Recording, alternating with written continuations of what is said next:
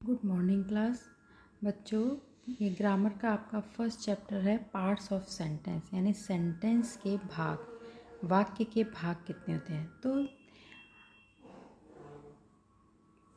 तो देखिए, सेंटेंस के दो भाग होते हैं जो मैंने पहले भी आपको बताया गया है, सब्जेक्ट एंड प्रेडिकेट।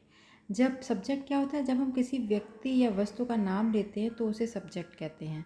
और प्रेडिकेट क्या होता है, जब हम किसी व्यक्ति वस्तु के विषय में कुछ कहते हैं तो वह प्रेडिकेट होता है। देखिए बच्चों, सब्जेक्ट जो होता है उसको हम नेमिंग पार्ट भी कहते हैं, नेमिंग पार्ट, ठीक है। और जो प्रेडिकेट होता है उसे हम टेलिंग पार्ट कहते हैं। तो जैसे देखिए, मोहन लाफ्स, मोहन हंसता है, तो मोहन ये सब्जेक्ट है। सब्जेक्ट नाउन, प्रोनाउन, है ना, एडजेक्टिव, है ना, जीरन, ये सब कुछ भी हो सकता है। तो मोहन यहाँ पे क्या है, नाउन है। और लाफ्स, मोहन, ये देखिए, अगर कौन का उत्तर जिससे मिलता है वो हम सब्जेक्ट कहलाता है। जैसे मोहन हंसता है, तो कौन हंसता है, मोहन। और मोहन के बारे में जो बात कही जा रही है वह क्या कर रहा है, हंस रहा है, तो हंसना ये क्या है, प्रेडिकेट। उसी तरह से गीता रीड्स, गीता क्या है, सब्जेक्ट, और रीड्स क्या है, प्रेडिकेट। अब देखिए, पार्ट्स ऑफ सब्जेक्ट, सब्जेक्ट के भी पार्ट होते हैं। एक होता है क्वालिफायर और एक मेन वर्ड या हेड वर्ड। क्वालिफायर को हम डिटरमाइनर भी कहते हैं, मतलब इसके साथ अगर और जुड़ जाते हैं तो वो दूसरा भाग डिटरमाइनर कहलाता है। एडजेक्टिव और एडजेक्टिवल फ्रेज। देखिए, जैसे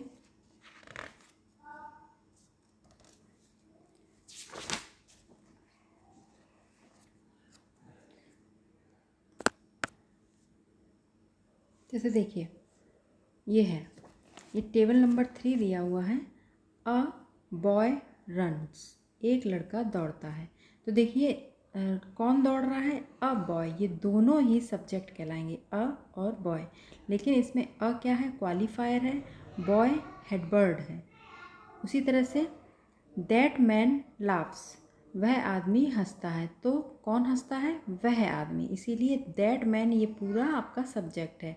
और सब्जेक्ट के पार्ट अगर बताएंगे तो दैट क्वालिफायर है और हेडवर्ड मैन, है ना। उसी तरह से many boys played, many boys played, तो यानी बहुत से लड़के खेले। तो इसमें मैनी बॉयज़, कितने, कौन खेला, बहुत से लड़के, तो मैनी बॉयज़ ये क्या हो जाएगा, सब्जेक्ट। अगर पार्ट बताएंगे तो मैनी क्या है, क्वालिफायर, और बॉयज़ क्या है, हेडवर्ड, ठीक है।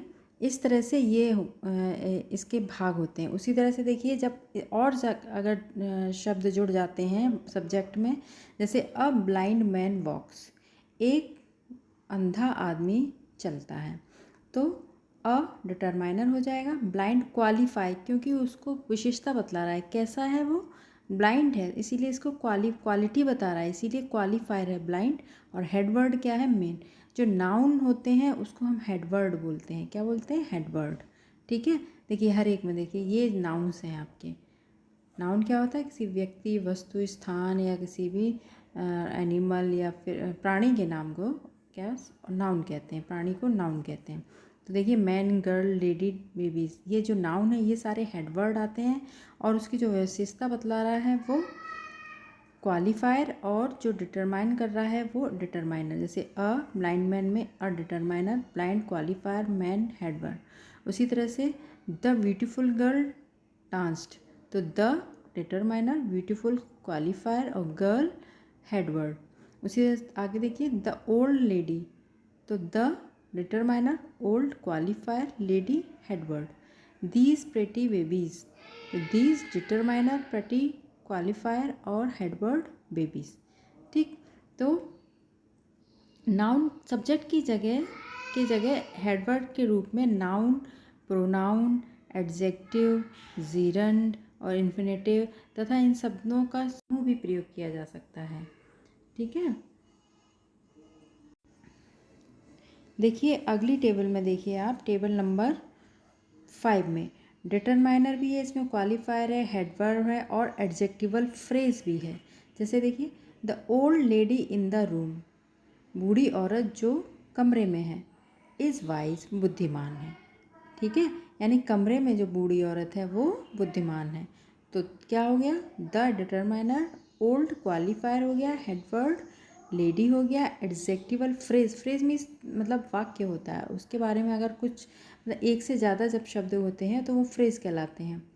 तो इन द रूम ये क्या है, एडजेक्टिवल फ्रेज, ये भी उसकी विशेषता बतला रहा है। लेडी, कौन सी लेडी, औरत है, वो एडजेक्टिव हो गया क्योंकि एक शब्द है। लेकिन और दूसरी विशेषता क्या है, वो लेडी जो रूम में है। इन द रूम, इसमें एक से ज़्यादा शब्द हैं, इसीलिए ये फ्रेज है, एडजेक्टिवल फ्रेज। ठीक है, तो क्या हुआ, इसके इस तरह से ये 4 भाग हैं इसके, है ना, एक डिटरमाइनर, क्वालिफायर, हेडवर्ड और एडजेक्टिवल फ्रेज। उसी तरह से अगला देखिए, his Elder brother in Kolkata is a professor, उसका बड़ा भाई जो कोलकाता में है प्रोफेसर है। तो his determiner, elder, qualifier, brother, headword और इन कोलकाता, ये क्या है, adjectival phrase. Next, a black bird sitting in the tree, a determiner, एक काली चिड़िया, सिटिंग इन द ट्री, जो पेड़ में बैठी हुई है, पेड़ पर बैठी हुई है, फ्ल्यू अवे, उड़ गई। तो फ्ल्यू अवे जो क्रिया से जहाँ से शुरू हो जाती है वो तो प्रेडिकेट है, इसको तो भी एक साइड कर दीजिए। तो पहले सब्जेक्ट देखते हैं। तो सब्जेक्ट में ए क्या है, डिटरमाइनर, ब्लैक क्या है, क्वालिफायर, बर्ड क्या है, हेड बर्ड, और सिटिंग इन द ट्री क्या है, एडजेक्टिवल फ्रेज। ठीक है बच्चों, नेक्स्ट देखिए, those pretty flowers in the bus withered, है ना। तो दोस्त क्या है, डिटरमाइनर, क्वालिफायर, प्रेटी, है ना, फ्लावर्स, हेडवर्ड, और इन द बस, ये क्या है, ये एडजेक्टिवल फ्रेज है। ठीक है बच्चों, next, my elder brother in Mumbai is an actor, मेरा बड़ा भाई इन मुंबई, जो मुंबई में है, इज़ एन एक्टर, एक एक्टर है। तो my determiner, elder, qualifier, headword, brother, और इन मुंबई, ये एडजेक्टिवल फ्रेज है। तो बच्चों आपको समझ में आ रहा है सब्जेक्ट के कितने पार्ट हो सकते हैं। ठीक है, 2 भी होते हैं, 3 भी होते हैं, 4 भी होते हैं। ठीक, अब देखिए प्रेडिकेट के, ये भी देखिए, modifier object, walking in the morning is useful, इसमें हेडवर्ड है वॉकिंग, ये जीरंड, इसमें आईएनजी लगा दिया गया तो ये जीरंड हो गया है, वॉकिंग इन द मॉर्निंग। तो वॉकिंग हेडवर्ड है और in the morning modifier object है। Swimming in the river, modifier object in the river, swimming headword. ठीक, तो इन सबको आप अच्छे से पढ़िए बच्चों और इसको ध्यान से समझिए। ठीक, और इसकी जो एक्सरसाइज है, ये एक्सरसाइज नंबर 2 और एक्सरसाइज नंबर 3, देखिए एक मैं करके बताती हूँ, इसको आप अपने होमवर्क समझ के इसको अपने कॉपी पे नोट करेंगे और मुझे सेंड करेंगे सॉल्व करके। Complete the following sentence with the subject part given in brackets in the correct order. तो ये ओल्ड मैन, द, इसको करेक्ट ऑर्डर में यहाँ पे लिखना है, तो क्या हो जाएगा, the old man set here. ठीक है, इसी तरह से ये दोनों एक्सरसाइजेज आपको करनी है। फिर इसके बाद आपको बताया जाएगा कि प्रेडिकेट क्या होता है। देखिए, प्रेडिकेट सब्जेक्ट पार्ट में दी गई टेबल से एक बात तो स्पष्ट होती है कि प्रेडिकेट में अकेला वर्ब भी होता है और वर्ब के साथ अन्य शब्द भी होते हैं। इस प्रकार वर्ब के साथ प्रयोग होने वाले अन्य शब्दों को ऑब्जेक्ट या कॉम्प्लीमेंट कहते हैं। जैसे देखिए, किशन प्लेज, तो किशन ये सब्जेक्ट है और क्या काम कर रहा है, प्लेज, खेलता है, तो ये प्रेडिकेट हो गया। दूसरी टेबल में देखिए, my father reads the newspaper, तो माई फादर तो सब्जेक्ट है, रीड्स द न्यूज़पेपर, रीड्स यानी क्रिया से शुरू हो गया, वो क्या है, वर्ब, और वो प्रेडिकेट है। रीड्स द न्यूज़पेपर, ये प्रेडिकेट है लेकिन इसके पार्ट बताएंगे तो रीड्स वर्ब हो गया और द न्यूज़पेपर प्रेडिकेट क्रिया की, ये क्या है, क्रिया की विशेषता बतला रहा है ना, इसीलिए ये ऑब्जेक्ट है। ठीक है, क्या पढ़ रहा है, मैंने बताया था ना, क्या, किसे और किसको का उत्तर जिससे मिलता है वो ऑब्जेक्ट कहलाता है। तो रीड्स वर्ब है और द न्यूज़पेपर ऑब्जेक्ट है। योर सिस्टर कुक्स फूड, तो कुक्स फूड प्रेडिकेट पार्ट है और वर्ब कुक्स है और फूड ऑब्जेक्ट। ठीक है, ये सब तो आपको समझ आ रहा होगा क्योंकि मैं पहले भी आपको लास्ट ईयर आपको बताया गया था, तो आपको समझ आ जाना चाहिए ये सब। देखिए, इसीलिए आपको इसकी भी एक इन सबको आप रीडिंग लगाइए। टेबल इसमें दी हुई है, बहुत अच्छे से इसमें समझाया गया है, आप लोग इसको देखिए।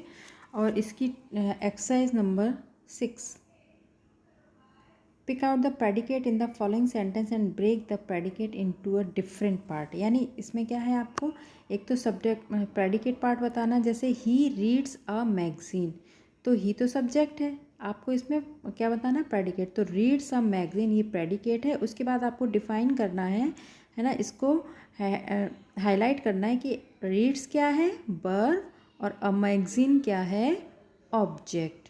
ठीक है बच्चों, तो इस एक्सरसाइज को एक्सरसाइज नंबर 6 और सब्जेक्ट की जो एक्सरसाइज है, एक्सरसाइज नंबर कौन कौन सी थी, 2 एंड 3, इन एक्सरसाइजेस को आप अपनी कॉपी पे कीजिएगा और करने के बाद मुझे इसके आंसर सेंड कीजिएगा।